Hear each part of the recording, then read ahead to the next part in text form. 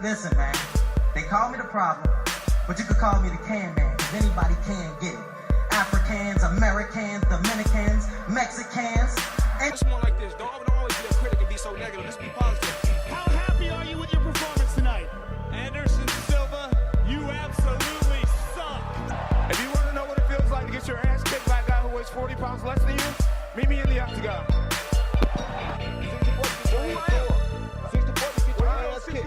60-40, I kick your ass. 60-40. Why kick? To fight, you gotta be prepared to lose your nuts.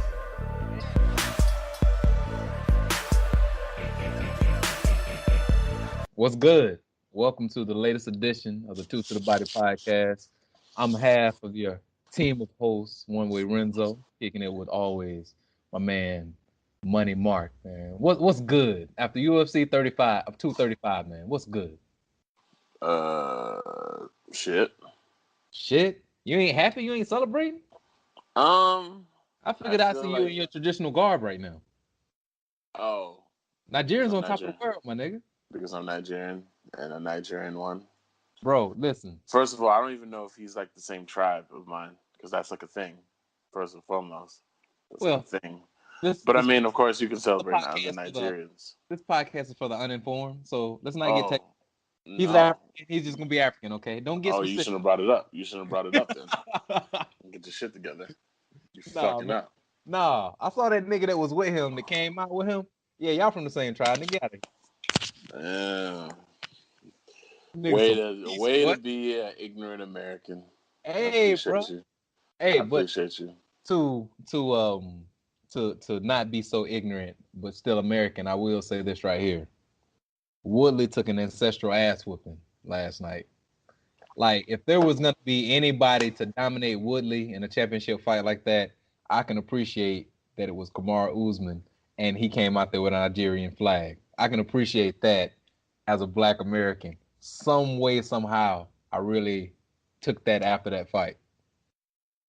Well, this is my thing, right? I appreciate that it was Kamaru Usman and not Colby Covington. That would have been the end of the world. Yeah, that would look crazy. That would have looked crazy. So I do appreciate the fact that it was Kamaru Usman. To be very honest with you, the reason why I'm not super excited is because I guess my expectations for that card were not really fulfilled. Like I expected, like whoever won the Usman Woodley fight, it would have been like a exchange, right? A thorough exchange, and maybe one of the two would have won. I didn't really care who won. I would have been okay with whoever won, but because I'm a Woodley fan and I'm not a Woodley fan because I've traditionally been a Woodley fan. I'm a Woodley fan because I recognize what the UFC was doing to Woodley, and I didn't really understand how someone who beats, say, a Wonderboy Thompson, Stephen Wonderboy Thompson, who is basically one of the best strikers in the UFC, beats, a Darren Till, still is Damian not Maia. getting the attention that Tuivasa is getting. Apparently, everyone loves Tuivasa, and it's like, who the hell is Tuivasa? Do you know who Tuivasa is? Hey, man, It doesn't matter. Every MMA world loves Tuivasa for whatever I was reason. say you might as well be asking Plaxico Burress about Mayor Bloomberg, bro. That's what I'm saying. Like, who is he? Who is he? Like, why are we so excited about Johnny Walker rather than is it Johnny Walker? Because we're so excited about Johnny Walker because Johnny Walker is Black, but he ain't Black. No, he's not.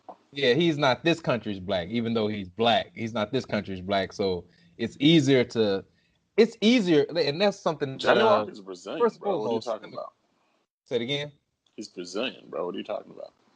I'm talking about something that you obviously don't know about because I'm about into another direction than what you think. Because I say he's Black, but he's not Black, and what I mean by that is there's two different kinds of Black. There's Black in America, and then there's Black outside of America. And if you're Black outside of America, it's easier for Americans to accept you and get pushed over here when you're fighting in things like the UFC and boxing. Okay, well, all right. right. I got lost. I guess you just educated me. I'm just saying, man. But outside of Africa, Yeah. Brazil has the highest population. The South America has the highest population of black people. Yeah, but there's a difference between Anderson Silva and Johnny Walker. Yeah. You understand what I'm saying? Yeah, but so the police is there. Yes. Shit. To the police? I'd say yes, but I could be wrong. It'll be more dangerous for Johnny Walker than it would be for Anderson Silva. If Anderson Silva gets pulled over by a police officer, his voice alone is gonna make them think that nigga's drunk. Johnny Walker, he speaks better English. Has more of an acceptable accent. I don't know how I got to that point. I'm here. I deem it a reach. It's okay. We reach every now and then. Continuing on. Let me say this. Shout out to Focus MMA and boxing. A guy that I was just listening to talk about UFC 230. Who them is? He's just a gentleman like us. He has a podcast or a vlog actually, about MMA, and he's a black dude just like we are, and he loves the things that we love. Is he gang? Well, yeah, he's gang. Okay. All right. Well, game recognized game. You said Focus MMA. Is that what you said? Yeah, Focus MMA. Focus. Let me see. Let me go right back to him. Got all this stuff open over here. His name is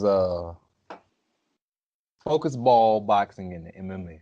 I'll send you a link, but he subscribed to the podcast earlier. He's our newest subscriber, so shout out to him and shout out to your boss again, man.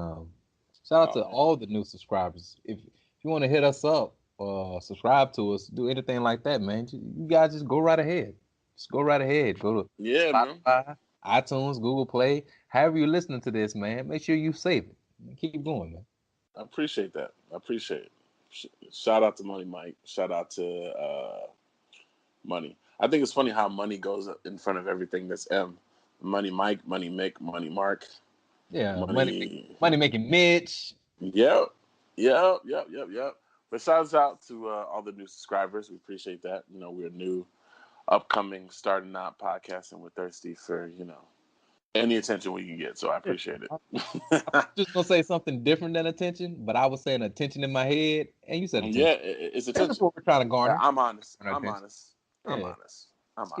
quit playing. We're doing this for attention, and we're doing it because it's fun, and we're doing it for attention. But anywho, so I just expected in all the fights, they were kind of underwhelming. Like Ben Askren versus Robbie Lawler, not at first. But the way it ended was underwhelming. At first, it was crazy. And I'd be forgetting that Robbie Lawler, I guess, at one point in time wasn't a bum. I have a thing against America Top Team. I've had a long-lasting thing against America Top Team. Like, I absolutely love the Black Zillion versus American Top Team episode of Ultimate Fighter. Because I just felt like the American Top Team always seemed to be like that douchey, like, oh, he fights an American Top Team. And one thing I've always noticed that the only guy that's ever really held gold, I think, at American Top Team is like Robbie Lawler and Tyron Woodley. That's it. So, no, Amanda Nunes now. Well, Nunes. That's right. She is the best women's MMA fighter of all time. Not right now, right? No, she is. Yeah. No, I can honestly say that unsarcastically. I don't know if that was sarcasm.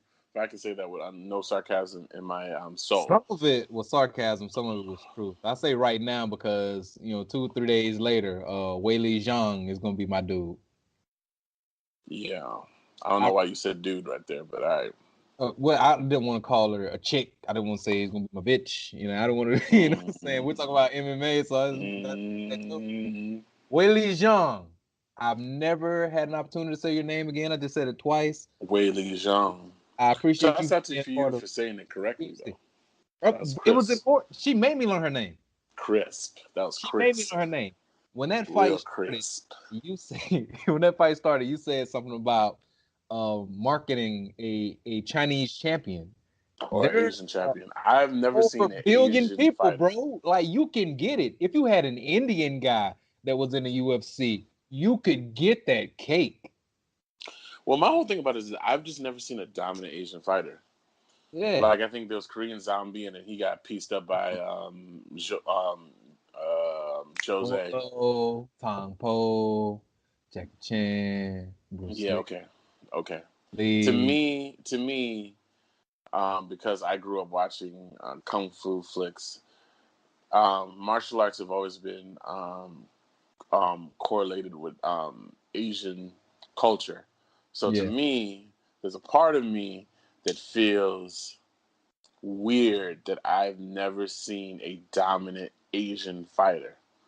Like for something in my spirit, it doesn't allow it. It's very unsettling.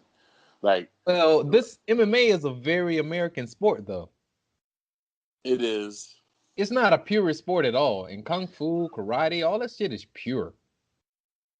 Like, it is. Is an argument to be made that MMA was created because people couldn't do these other things well enough, so they started putting things together.